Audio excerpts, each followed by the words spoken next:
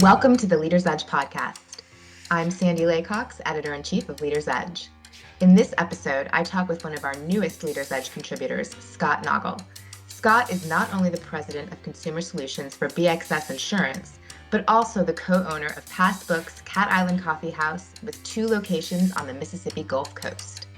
Scott will be writing a regular book review column for Leader's Edge and hosting authors on our Leader's Edge podcast. Give it a listen and get to know Scott. Scott, thank you so much for joining me. We are very excited to have you on board upcoming in 2022 as our new book reviewer for Leader's Edge. So welcome.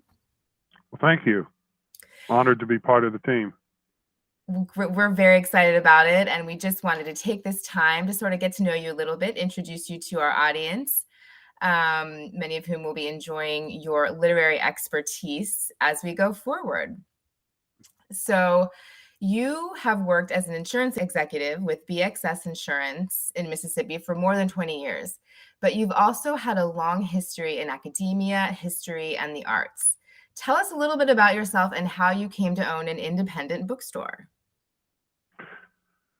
That is might be a difficult question to answer, and I don't know that I'll give you an answer that makes sense, because when you own a bookstore, so many times you're just taking a leap of faith. But actually, next year will be 20 years since opening the bookstore. And I've always been a reader. And I think a lot of us in the independent agency side of things are also entrepreneurs. We have to be. Because much like the life cycle of bookstores over the last century or two, the independent agent at times has been told that they're in a downswing, or they're not necessary, or people can go direct to insurance companies. So there's not a lot of difference maybe in the business life cycles. And I'd also argue, to continue the metaphor that I didn't plan on here, that both are enjoying a resurgence because customers and consumers appreciate the advice that an independent agent brings, and they appreciate the advice that a bookstore owner or staff brings. If you're a reader, I think you often want to discuss and share that with people. And I can't say that I ever got into it with any thoughts of making a whole lot of money. I just did. It was a love. And here on the Mississippi Gulf Coast 20 years ago, and it's true to this day, every little bookstore, every little town on the Mississippi coast used to have a bookstore, and they were all closing. And they were closing because the chain bookstores were encroaching on their territory, and they didn't know how to reinvent themselves. So I thought, well, this is a hobby. I enjoy it. Let's see what happens. And it grew from there. And now that's been nearly 20 years for you. Mm-hmm. 20 years. We have 2 locations. We're about to open the 3rd. And things are going very well. It's moved into more than a bookstore. It's a coffee house now as well.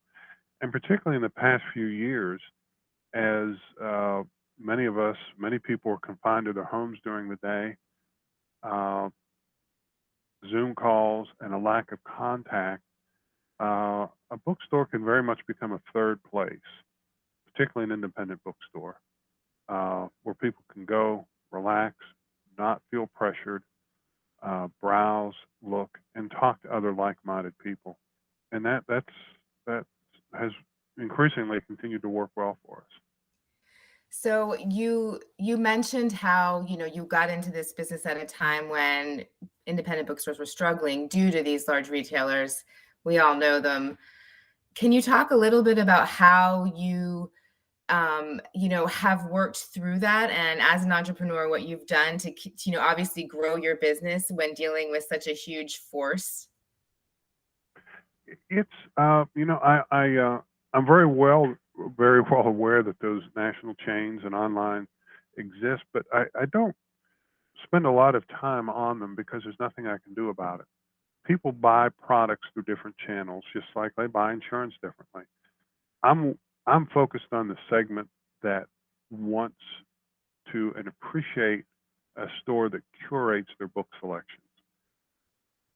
I work very hard to be sure that when anyone comes in that bookstore, they will find themselves represented somehow in a diversity of selections.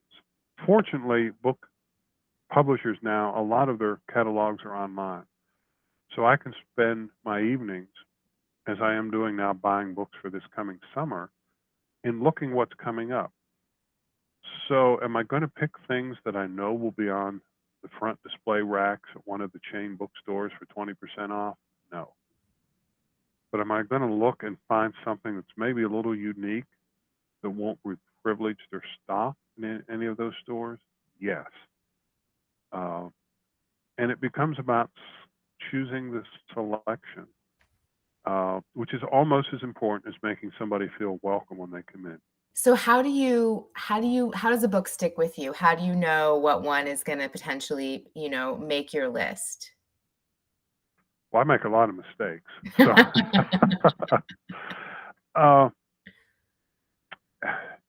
I look for things that might not get privileged. Now, that's not to say, I mean, one of our best-selling books right now is John Grisham's new novel. The difference is I was able to get them signed. Oh, wow.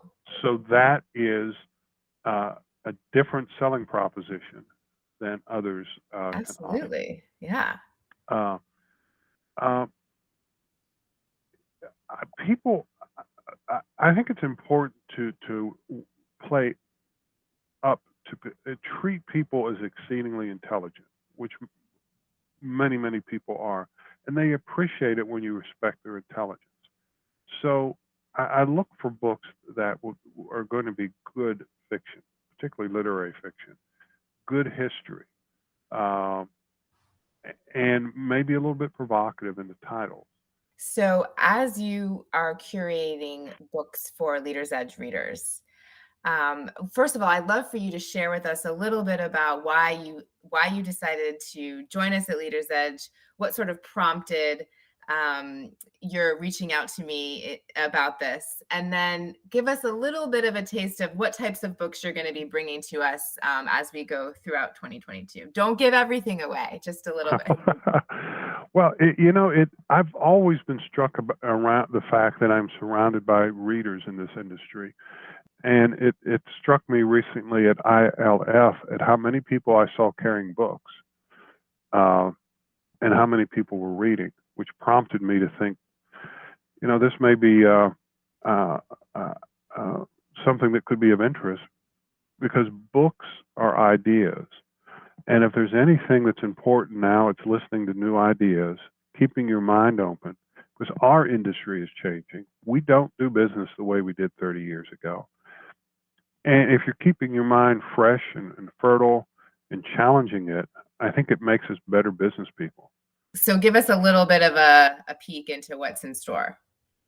Well, I'm working on, and I should have an advanced copy of it soon, I hope. There's a wonderful new book coming out about the history of the bald eagle in the United States, and it's written by the Pulitzer Prize-winning author Jack Davis, who won the award for The Gulf, The Making of an American Sea. Just a tremendous historian and ecologically knowledgeable researcher, and he's a great writer. Robin Roberts is coming out with a book. I'm sure it will be a very positive, uplifting telling of stories and how to get through difficult times or adversity, but very positive, as she always is. And I thought there could be an allegory with that with the insurance industry, because at times we need a little bit of a positive pep talk as well. Yep. Joyce Carol Oates has a new novel coming out, which, as I read some of the advanced information on that, whether or not I can get her to admit it or we talk about it in a podcast, it's very personal because it deals with an older person who loses a spouse unexpectedly, which is what she's gone through recently. There's a cookbook or two I'd like to take a look at, but I'm also wide open for suggestions or ideas. And I'm trying to use my publishing and publisher contacts very well, and I have a lot of author friends to try to engage them as well. Well, we're excited to see what you come up with. So is there anything, we only get so many columns out of you per year. So I'd love to leave our audience with any upcoming books that you know of that we don't, that you're excited about, that maybe won't be in Leader's Edge, that we might want to give people notice of. There's always so many good things coming out, and I'm trying to recall what I was looking at through the summer. There are a lot of good. It takes a while for politics to kind of digest.